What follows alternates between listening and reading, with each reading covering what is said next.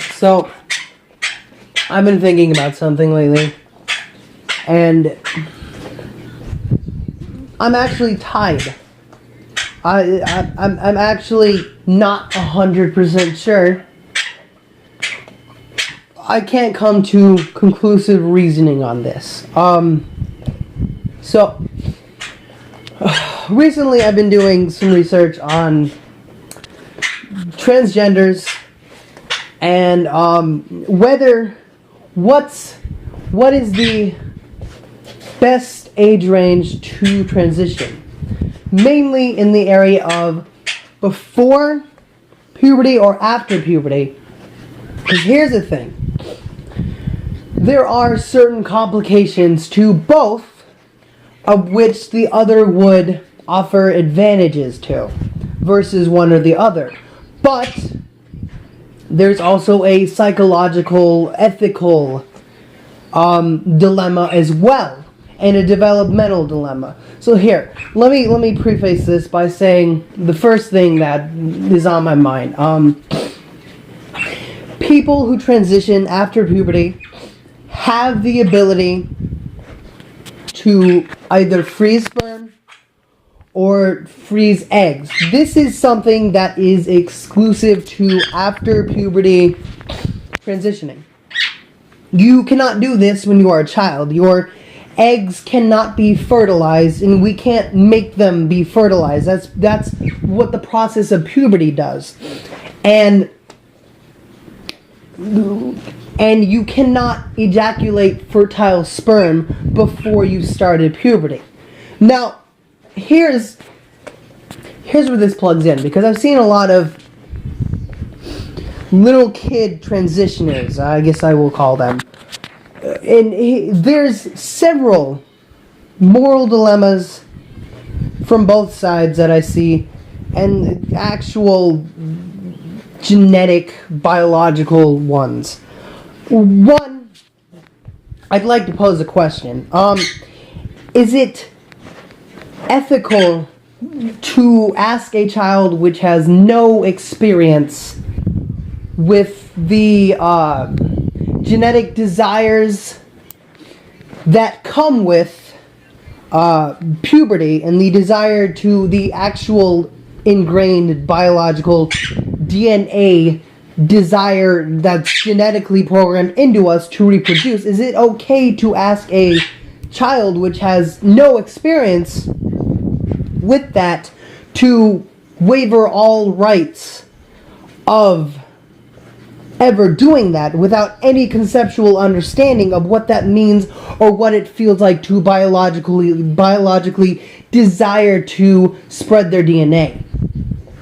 Now, also, see, this is another thing, because this is where it gets into a gray area.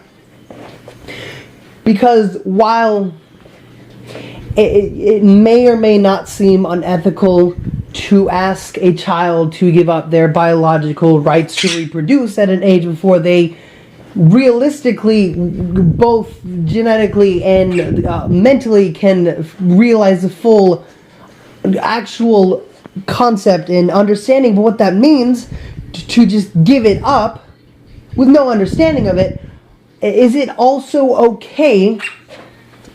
Is it or is it not okay to allow a child to live in the psychological torment of that they would be waiting to transition until puberty in order to save them from perhaps regretting forsaking their rights to genetic reproduction in the future? See, this is where it's a gray area, because on both sides, this applies to both sides.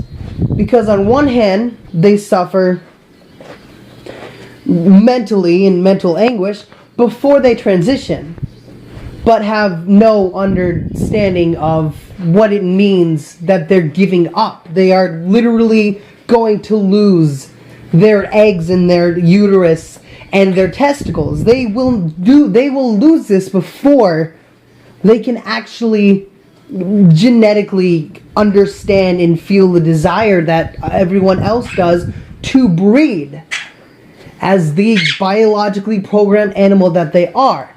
But also, is it ethically okay to allow them to do this or to stop them from doing this on the grounds that maybe in the future, if you allow them to wait, if you make them wait until puberty, that then you can freeze some eggs or some sperm and then allow them to transition? Is that okay as well, to let them live with the torment as a child in order to save them the possibility that they might have torment in later years for the melancholy of being unable to reproduce genetically? Or is it okay to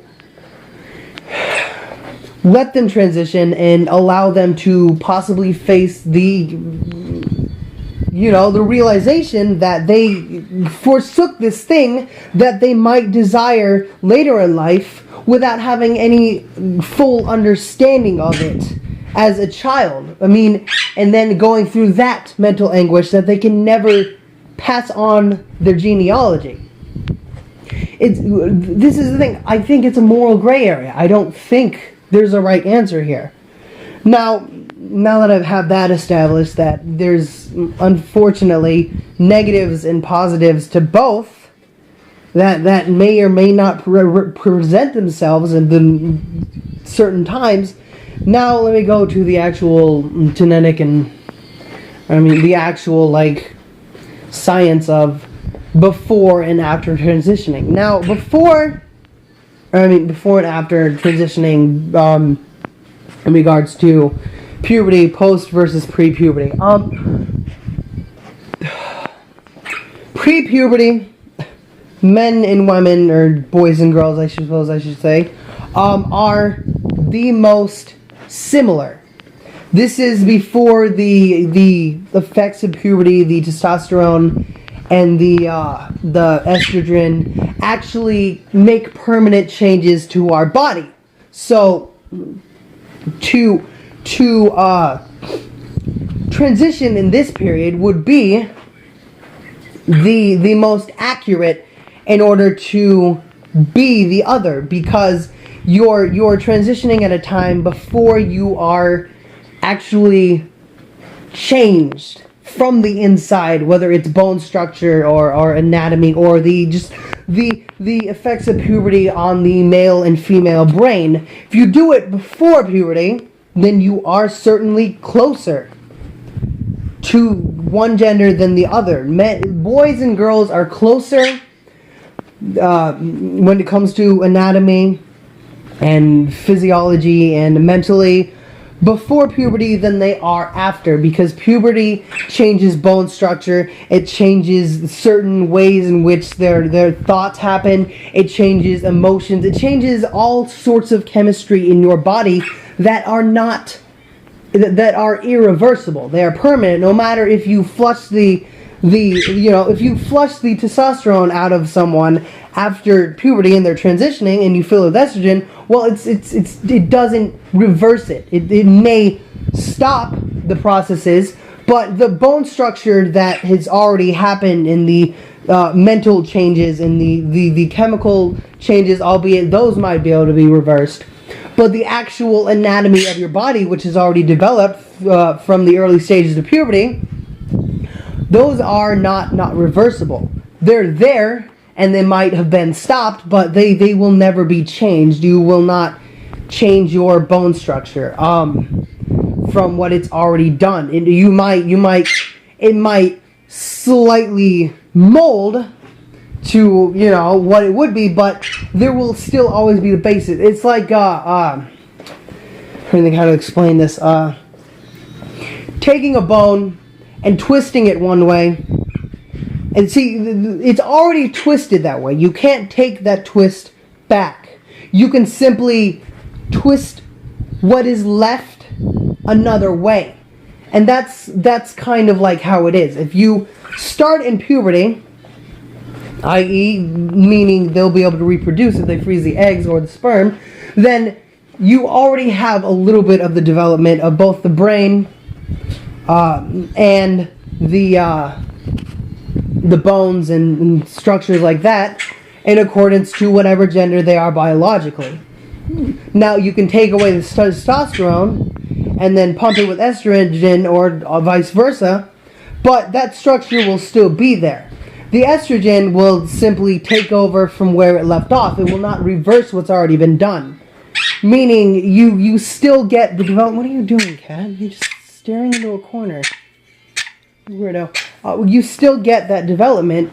You're simply changing it after it's already started. And I don't know if that... This is actually something I just thought of. That might actually lead to complications later, because you've already started developing into the prepubescent male or female brain, and stopping that, whether even if it's slow, and then changing it, like the brain might actually change as well as slight variations in bone structure from the actual male or female prepubescent forms. So, okay, but that's a whole nother theory that I'm going to have to research on another day. So, I don't know 100% how to feel about it. I don't know, because I think there's unethicality and ethicality to both sides. Letting a child transition before puberty, or letting them transition afterwards. And I think there's downsides to both, because a child may not be able to understand what they're permanently, irreversibly agreeing to before puberty, but also there are actual scientific things that you won't be able to reverse after puberty. So, I don't know. And then there's either way, you might be guaranteeing mental anguish. Once a child can either fully comprehend what they had to give up, or making the child live through all of the turmoil in order to promise them a genetic future, or allow them to develop enough to where they understand what they'd be giving up. Like I said, there's scientific differences as well. You'd be closer if you transitioned prepubescence than you would post-pubescence, and then there might actually be problems in the brain and in the bone structure if you just stop halfway or even mildly way through puberty and start pumping them with something else. You might get something that's a little bit in between, whether it's brain chemistry or bone structure. So, I don't know. I think this is an incredibly complex topic, and I do not know enough about it, but I think it's one of those gray areas that it's just wow. Okay, anyways, thanks for watching. I cannot make this video too long. I've had to record this. This is the second time I'm recording this entire thing, because the last one was 15 minutes, and it was literally 1.07 gigabytes, and Facebook wouldn't allow that 0.07 on there, because only 1 gigabyte videos are allowed, so I had to record this thing all over. But that was 15, so I've got a good, minute, at least, that I can keep talking. So anyways, thanks for watching. If you have thoughts on this, and you watched it all the way through, feel free to comment below or whatever. This is just the thing that I'm doing in my free time, trying to understand this and the moral, ethical, scientific issues that may come with this. So anyways, thanks for watching. Talk to you later. Bye.